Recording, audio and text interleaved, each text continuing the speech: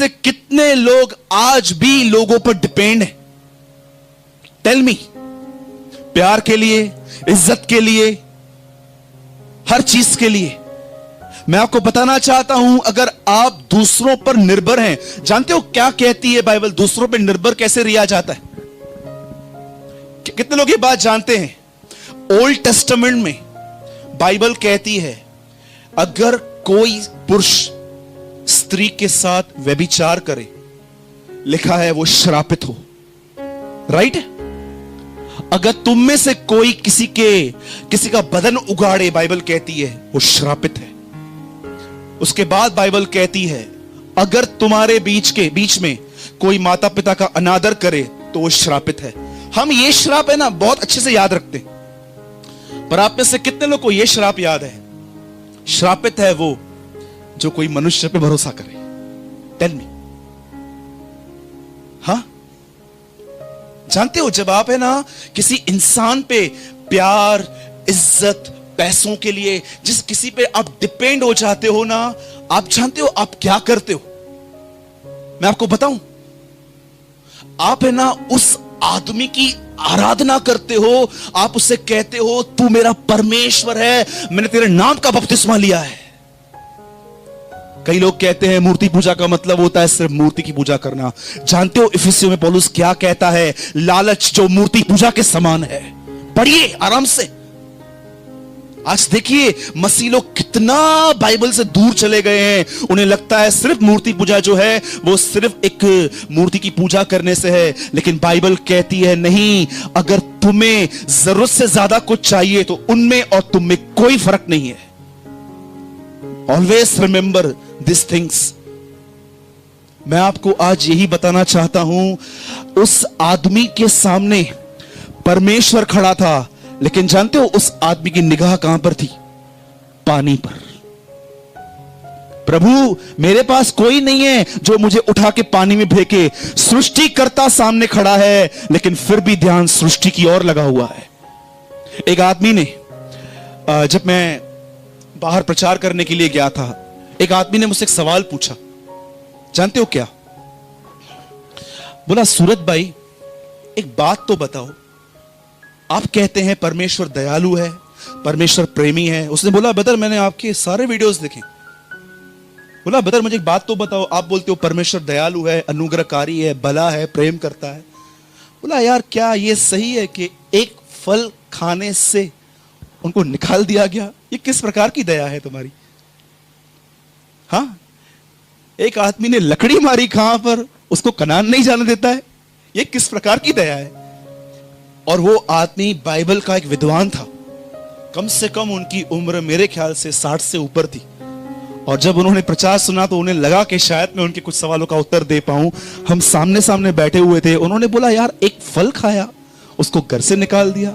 एक आदमी ने लकड़ी मारी, उसको बोला तू कनान नहीं जाएगा। ये किस प्रकार है? मैंने कहा, ब्रदर आप बातों को देख रहे हो, लेकिन उन बातों के पीछे जो बातें हैं वो आपको नहीं दिखाई देती। मैंने उनको कहा, सुनिए, आदम ने चुनाव किया था। बोले, क्या चुनाव किया था? मैंने कहा, आपको लगता है कि जो उसकी परीक्षा थी वो सिर्फ 2 फलों में थी। मैंने कहा, आपने बाइबल बुद्धि से पढ़ा है, पवित्र आत्मा से नहीं पढ़ा है। जानते हो परमेश्वर ने आदम के सामने क्या रखा था? सृष्टि। और परमेश्वर सृष्टि करता था। परमेश्वर ने जब उसे यह कहा था इस फल को मत खाना, तब परमेश्वर ने उसको यह कहा था, 2 चीजें रखता हूं, सृष्टिकर्ता या सृष्टि। उसने सृष्टि को चुना था, इसलिए वो निकाल दिया गया। आप जानते हो क्यों ऐसा लिखा गया है कि मूसा कनान क्यों नहीं गया?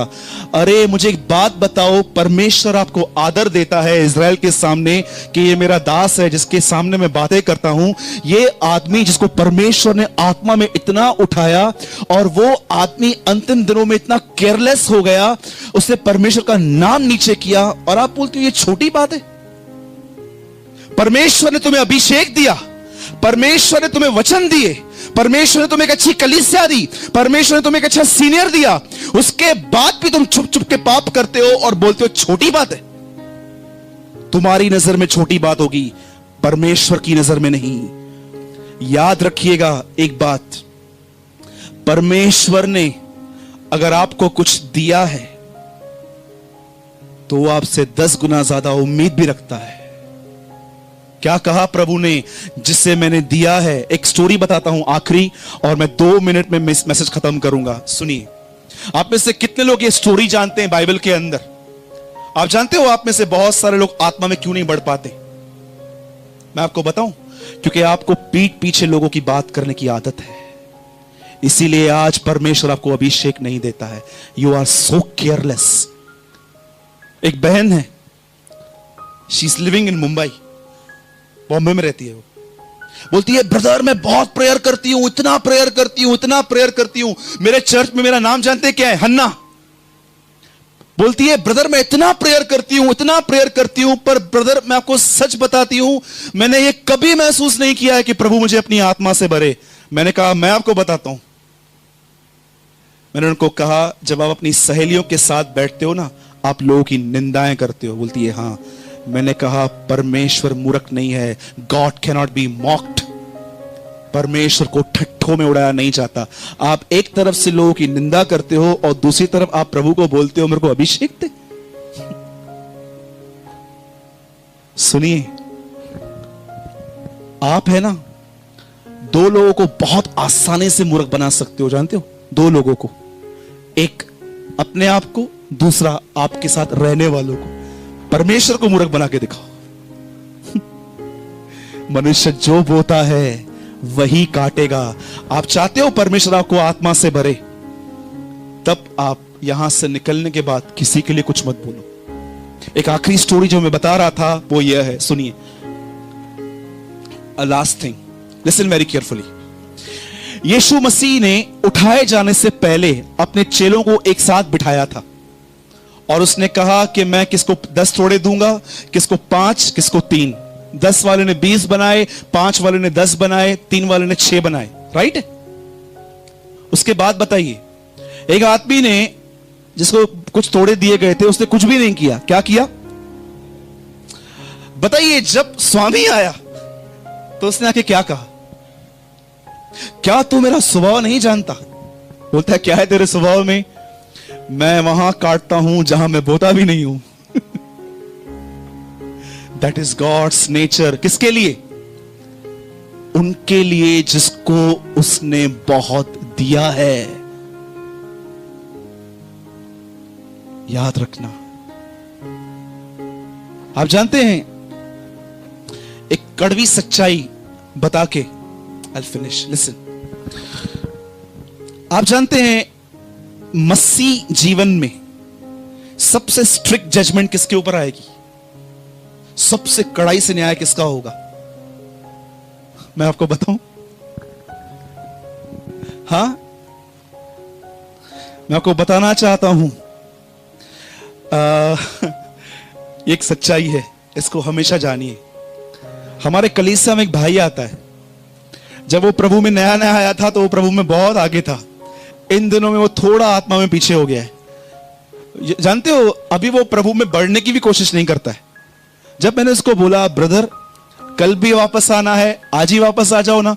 बोला, नहीं ब्रदर मैं नहीं आ पाऊंगा अभी। बोला, क्यों? बोला, वचन में लिखा है ना, पिछले पहले पहले पिछले हो जाएंगे।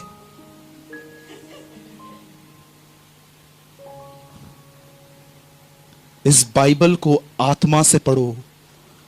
न्याय के दिन जिन्हें तुम बहुत आत्मिक समझते थे वो सब पीछे होंगे, लेकिन एक ऐसे भाई बहन जो कभी सेवकाई के लिए आगे नहीं आए, चुपचाप से जी रहे थे और तुम उन्हें हमेशा जीरो समझते हो, वो सबसे आगे खड़े होंगे वहां पर।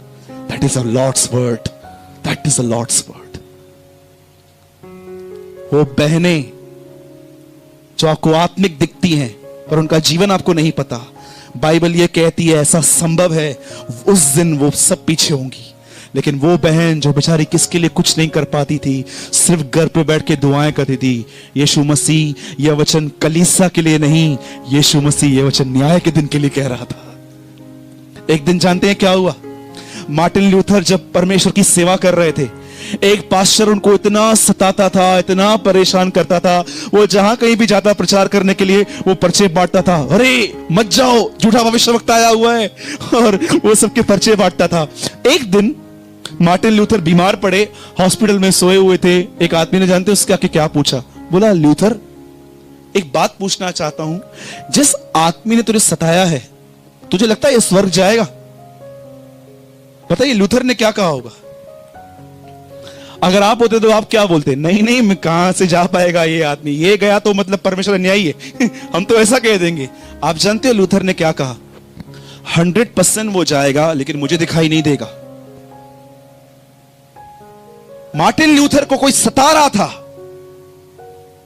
और एक आदमी जब वो बीमार पड़ा उसको आके पूछता है, लूथर क्या तुझे लगता है यह आदमी स्वर्ग जाएगा? बोलता है 100% जाएगा, लेकिन मुझे दिखाई नहीं देगा। बोला क्यों?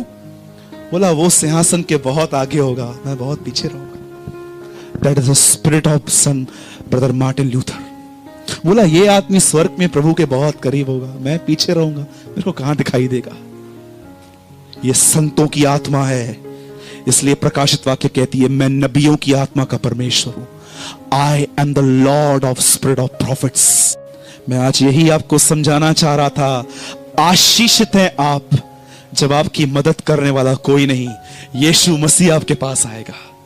बोलिए आमीन। कितने लोग चाहते हैं यीशु मसीह आपके पास आए? So don't depend on people, depend upon the Lord. अपने बाजूले का हाथ पकड़िए और उसके लिए प्रार्थना कीजिए कि इनकी डिपेंडेंसी टूटे। प्रे।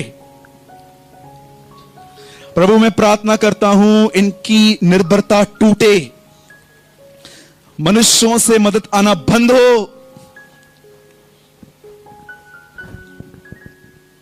हमें यह सीखना है, हमें किन की मदद करनी है, किन की नहीं करनी है। Lord B with you.